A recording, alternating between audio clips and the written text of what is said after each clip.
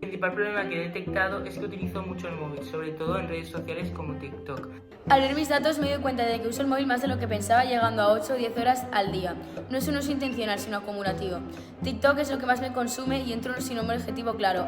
Analizando mis estadísticas de uso, he detectado que mi principal problema es el tiempo que pierdo en TikTok.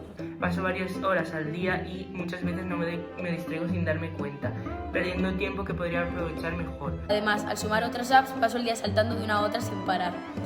Hay días como el viernes donde paso casi 4 horas en la app, lo que supone casi la mitad de mi tiempo total frente a la pantalla. Es un consumo excesivo que me está quitando horas de otras tareas más importantes. Aunque también utilizo el móvil para informarme y buscar cosas a la hora de estudiar, esto me quita concentración y descanso, sobre todo antes de dormir.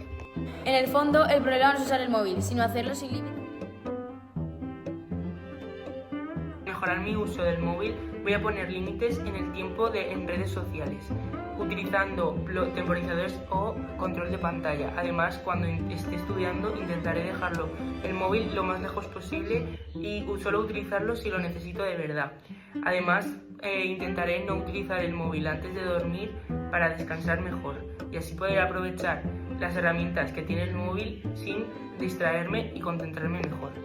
La solución para mí es empezar a usar el móvil con más control. Necesito poner un límite claro y sobre todo en TikTok y dejar de entrar sin pensar. También quiero evitar estar revisando las apps todo el tiempo, reducir ese uso por impulso y, en resumen, ser más consciente del uso que le doy a mi teléfono. Para solucionar esto, mi objetivo es reducir drásticamente el uso de TikTok a menos de 1 hora al día. Ese tiempo que voy a liberar lo quiero aprovechar para estudiar, organizarme mejor en mi día a día y mi meta es ser mucho más productiva y dejar de regalarle tantas horas al móvil.